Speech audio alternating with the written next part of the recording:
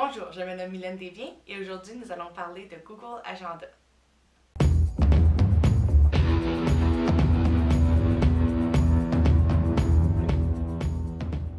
Donc Google Agenda, comme je l'ai mentionné dans mon vidéo de Google Chrome et ses applications, c'est un agenda virtuel donc, que vous allez pouvoir vous servir afin de créer des événements, inviter des gens, partager des rencontres en ligne, partager même des documents à l'intérieur de vos événements pour que tous les gens impliqués dans l'événement puissent avoir accès aux mêmes documents. Donc c'est vraiment un outil fantastique.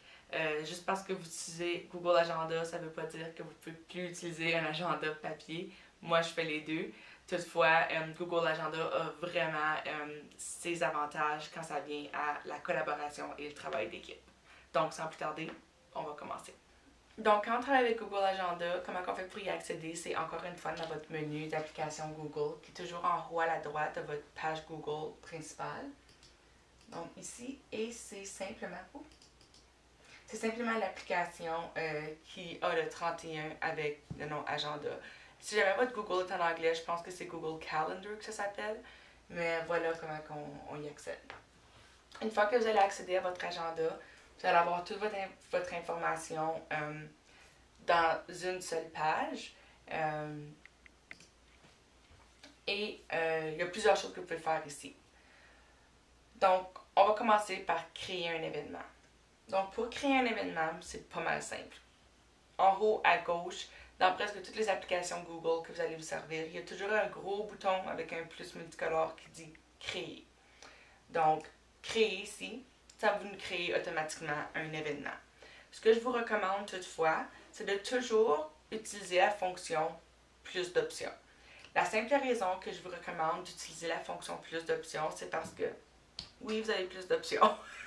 Donc, on va ajouter un titre à notre événement. Moi, par exemple, je préfère enregistrement vidéo pour vous. Et ensuite, on choisit la date et l'heure de l'événement. Si jamais que c'est un événement qui dure toute la journée, il y a une option pour ça aussi. Donc, enregistrement vidéo, moi, je pourrais dire que ça a lieu aujourd'hui de 11h à 15h50 environ. C'est un événement que je ne veux pas répéter. Toutefois, si jamais c'est quelque chose que vous voulez qui se répète automatiquement. Donc, on va dire que ça serait quelque chose comme payer une facture. On va dire payer facture. Donc, si on sait que vous payez votre facture le premier de tous les mois, vous pouvez choisir la date. Ensuite, allez juste en bas et cocher l'option 24 heures. Et ensuite, vous voyez automatiquement les heures sont parties, puis on attribue que l'événement va durer toute la journée. Donc, on peut faire ça avec, par exemple, une fête d'anniversaire, un anniversaire à tous les ans, une fête civile ou une fête religieuse. C'est une bonne façon de l'ajouter dans le calendrier sans qu'il entrave sur les autres événements qu'on a dans notre calendrier. Et ensuite, on peut choisir l'option de est-ce qu'on veut répéter ça tous les jours? Est-ce qu'on veut répéter ça toutes les semaines le mercredi? Tous les mois le premier mercredi? Annuellement le 1er avril, tous les jours de la semaine ou personnalisé. On peut avoir répété on pourrait dire tous les mois le 1, puis ensuite fin jamais. Donc si par exemple je sais que tous les premiers du mois je paye ma facture de téléphone par exemple, on peut garder ça comme ça, puis à tous les mois automatiquement Google va l'ajouter à votre agenda et vous allez avoir un rappel automatiquement. Ça, c'est comment créer un événement. Okay? Ensuite, on peut ajouter d'autres détails. Par exemple, ajouter un emplacement. Donc, si l'événement a eu lieu à un endroit particulier, on peut ajouter ça. Ajouter une conférence. Ça a le rapport avec Hangouts Meet. On va en parler un peu plus tard dans une autre vidéo. Donc, Hangouts Meet, c'est vraiment une façon de faire des bonnes téléconférences et vidéoconférences à l'aide de votre ordinateur. Surtout dans des circonstances comme on vit en ce moment avec le COVID-19. C'est vraiment un outil fantastique qu'on peut utiliser. Vous pourrez soit vous en servir pour faire des devoirs en équipe, apprendre ensemble ou juste même jaser avec les gens qui vous manquent. C'est vraiment une bonne façon d'avoir plusieurs gens dans une seule conversation. Ensuite, une notification. Est-ce que vous voulez avoir une notification sur votre ordinateur ou par courriel dans les jours précédant l'événement? Ensuite, je peux décider à quel calendrier je veux l'ajouter. Donc, vous voyez dans mon cas, j'ai énormément de calendriers. De un, parce que j'ai un calendrier pour mes cours à l'école, j'ai un calendrier personnel, j'ai un calendrier pour ce qui a rapport avec le personnel enseignant. J'ai un calendrier aussi qui a rapport, j'ai un calendrier pour chacun de mes cours que j'ai dans Classroom. Donc, il y a énormément de calendriers. Ce que moi je fais par contre, c'est Mylène Desbiens, c'est mon calendrier principal.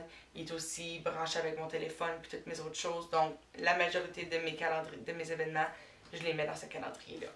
Ensuite, vous pouvez décider est-ce que vous êtes disponible ou occupé. Donc, dans ce cas ici, ça peut être un vraiment bon atout. Par exemple, si jamais que c'est un événement dans lequel vous vous considérez comme étant disponible, donc c'est quelque chose que vous mettez à votre calendrier, mais ça ne veut pas dire que ça l'occupe de votre temps, c'est juste parce que c'est là. C'est une bonne façon. Toutefois, si vous avez occupé,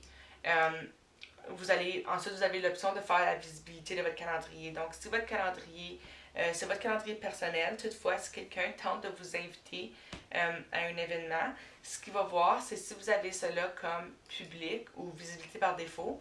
Ça veut dire que ou visibilité par défaut, excusez-moi. Ça veut dire que les gens vont pouvoir voir que vous êtes occupé à cette période-là. Toutefois, ils ne pourront pas voir c'est quoi la raison pour laquelle que vous êtes occupé. Toutefois, si vous mettez public, avec cette option-là, les gens vont pouvoir voir exactement pourquoi vous êtes là et vous avez l'avertissement. Tous les utilisateurs peuvent voir les détails de cet événement, y compris la description et le nom des pièces jointes. Donc, si par exemple c'est un rendez-vous personnel que vous avez ou quelque chose que vous ne voulez pas nécessairement partager avec les autres, vous pouvez garder ça à visibilité par défaut ou encore l'avoir comme privé. Donc, les gens ne peuvent pas voir les détails de l'événement à moins qu'ils soient invités à l'événement et qu'ils peuvent y apporter des modifications. Ensuite, vous pouvez ajouter une courte description de l'événement. Si vous comptez inviter des gens à votre événement, je vous encouragerais d'utiliser cette option-là pour savoir de quoi sera question l'événement. Par exemple, si c'est une rencontre, peut-être mettre l'ordre du jour pour que les gens puissent avoir une idée de qu'est-ce que vous allez discuter lors de cette rencontre-là. Ensuite, vous pouvez peut-être aussi, si c'est une fête surprise pour quelqu'un, indiquer que c'est une fête surprise. Peut-être n'importe quelle information que les invités pourraient avoir besoin dans ce cas-ci. Et ensuite, la partie qui est le fun, inviter les gens. Donc, inviter ici, vous pouvez ajouter des invités. Vous voyez que moi, automatiquement, j'ai déjà des adresses indiquées là pour inviter des gens. Et ensuite, est-ce que ces gens-là ont le droit de modifier l'événement, inviter d'autres personnes et afficher la liste d'invités? Par défaut, Google vous permet automatiquement d'inviter d'autres personnes et afficher la liste d'invités. Moi, je la garde toujours. Si jamais quelqu'un d'autre qui est invité puis je ne veux pas que ce soit là, je vais simplement le désinviter. Mais si c'est vraiment un événement privé que vous êtes en train d'organiser, comme une fête, qu'il y a des gens chez vous, vous ne voulez pas que les gens nécessairement connaissent votre adresse, des choses comme ça, je vous encouragerais simplement de décocher la section « Inviter d'autres personnes ». Donc, une autre façon que vous allez peut-être vouloir rajouter des choses à votre agenda, c'est lorsque vous allez avoir des invitations de d'autres gens. Donc, l'invitation de quelqu'un d'autre va absolument se manifester dans votre courriel sous forme d'invitation par courriel. Et c'est super, super simple à accepter une invitation par courriel. Vous avez simplement besoin d'aller dans votre courriel. Une fois que vous y êtes, vous allez juste devoir trouver le courriel qui vous invite à l'événement. Dans ce cas ici, je vais aller chercher un courriel qui m'a été partagé pour une invitation à une réunion. Invitation. Simplement, pour accepter la réunion, vous avez simplement besoin de cliquer « Oui ». Aussi simple que ça. Pas besoin de créer une copie dans votre agenda, pas besoin de réinviter tout le monde. Aussi simple que faire ça, ça va automatiquement ajouter l'événement dans votre agenda et vous allez également recevoir un avertissement avant l'événement pour y participer.